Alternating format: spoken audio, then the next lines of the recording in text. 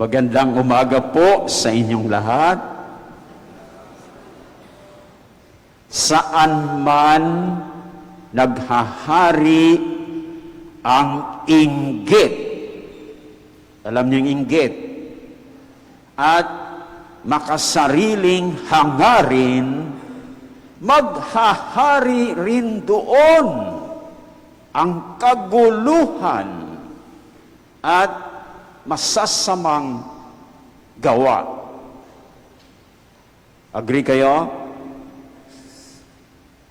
Pag ilagay natin sa formula, inggit plus makasariling hangarin equals kaguluhan at masasamang gawa. Ganun pala ang nagagawa ng inggit at makasariling hangarin, kaguluhan at masasamang gawa. Ito ang isa sa mga aral na nais iparating sa atin ng mga pagbasa ngayong ika-25 linggo sa karaniwang panahon. At ang aral na ito ay hango letra por letra mula sa aling pagbasa. Very good. Sa ikalawang pagbasa mula sa sulat ni Apostol Santiago. Nandiyan yan, hindi po ba? Saan man naghahari ang inggit at makasariling hangarin, maghahari rin doon ang kaguluhan at masasamang gawa. So, dalawang bagay ang naririto. Ang isa, kung saan man naghahari ang inggit, may kaguluhan at masasamang gawa. Ang isa pa, kung saan man naghahari ang makasariling hangarin, mayroon ding kaguluhan at masasamang gawa. So yung una, kung saan man may makasariling hangarin, may kaguluhan at masasamang gawa. Sa alin pong isang pagbasa natin ito matutunghayan? Very good. Sa unang pagbasa, mula sa Aklat ng Karunungan. Ngayon, sino or saan o kanino naghahari ang makasariling hangarin sa pagbasang ito? Sa masasamang tao. Very good. Ngayon, ano yung makasariling hangarin na mayroon sila? Ang makasariling hangarin na tambangan ang mga matutuwid na tao. Dahil hadlang sila sa mga balak ng masasamang taong ito. Ganun naman yan eh. Mabuti laban sa masama. Masama laban sa mabuti. Yan yon. Ngayon, ano bang kaguluhan o masasamang gawa na maaring maghari dahil sa makasariling hangaring ito? May dalawa. Tama ako? Ano yung una? So, subukin ang matutuwid na tao na dustain at pahirapan. Kapag ganyan ang ginawa natin, magkakaroon ba ng gulo? Yes. At syempre, klarong-klaro magkakaroon ng masamang gawa. Ano yung ikalawa? Subukin ang matutuwid na ibingit sa kamatayan. O, kita nyo? Masamang gawa na yon. Kapag ginawa mo yon, kaguluhan din. Hindi po ba? Ngayon, ano pang isang pagbasa na matutunghayan natin na ang makasariling kung saan naghahari ang makasariling hangarin, maghahari rin doon ang kaguluhan at masasamang gawa. Sa aling pagbasa pa? Sa ikalawang pagbasa mula sa sulat ni Apostol Santiago. Very good. Si brother naman ang tanungin ko. Brother, ano ba yung pangalan mo? Anong pangalan mo na? Ano na yung pangalan mo? Ha? Elmer. Okay. So, sa ikalawang pagbasa, kanino naghahari ang masamang hangarin?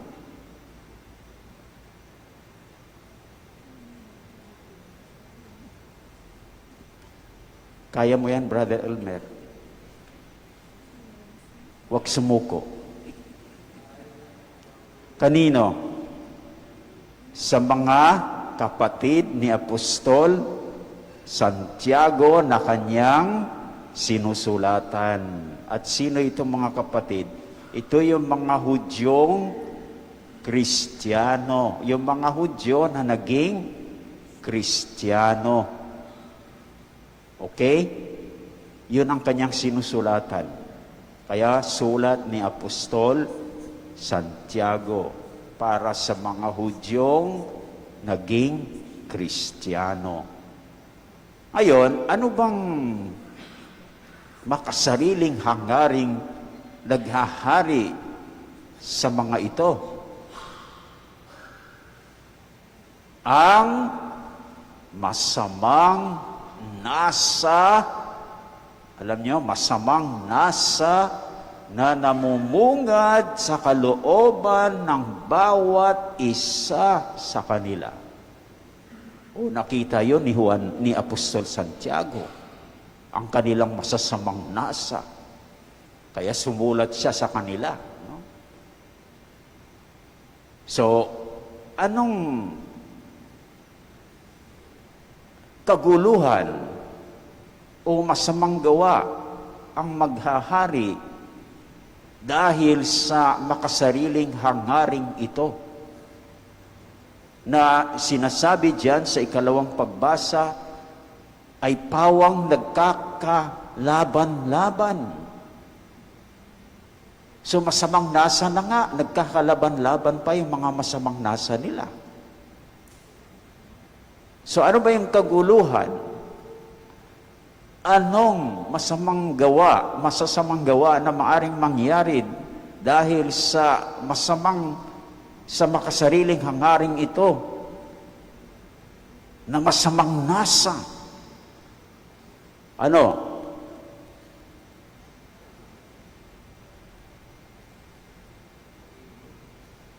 Ang papatay. O kita mo, dahil lang dito, papatay ka. Ang papatay, kung kailangan, para makamit ang pinakamimithi. Ganon katindi ang masamang nasa na ito. Napapatay ka pa. At ano yung ikalawa? Ang nagkakagalit at nagkakalaban-laban laban-laban dahil sa kanilang pag-iimbot sa mga bagay na, anong nakalagay dyan? Sa mga bagay na hindi sa kanila. So dito mga kapatid, maliwanag na ang makasariling hangarin ay magdadala rin ng kaguluhan at masasamang gawa. Ikalawa, punta naman tayo mula sa makasariling hangarin sa inggit, kung saan naghahari ang inggit, mayroon ding kaguluhan at masasamang gawa. At saan naman natin ito matutunghayan? Sa aling pagbasa? Sa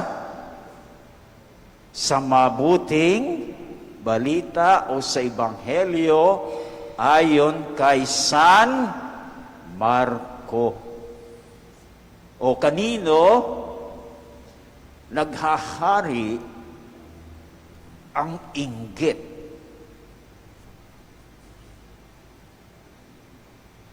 Kanino? Sa bawat isa sa mga apostol. Hindi po ba? Anong inggit na ito? Ang inggit ng bawat isang apostol na mapunta sa iba at hindi sa kanya ang pagiging pinakadakila. Hindi po ba? So, anong kaguluhan o anong masasamang gawa ang nangyari dahil sa inggit na ito? Anong nangyari doon sa mga apostol? Nagtalo-talo sila sa daan kung sino ang pinakadakila sa kanila. So mga kapatid, maliwanag na po ba na kung saan naghahari ang inggit at makasariling hangarin, maghahari rin doon ang kaguluhan at masasamang gawa. Maliwanag na po ba? Amen po ba? O, gusto ba ninyo ng kaguluhan at masasamang gawa? No or yes? No. Ay kung hindi ninyo gusto, anong gagawin? Iwasan ang inggit at makasariling hangarin. Amen? So, kayong mga nagsisimba dito sa St. Andrew, ay walang inggit. Amen po ba? Mahina eh. Amen? Amen. Kayong mga nagsisimba sa St. Andrew, ay walang masamang o makasariling hangarin. Amen? Amen. Eh kung gayon, wala o hindi naghahari sa inyo ang kaguluhan, hindi naghahari sa inyo ang masasamang gawa. Amen?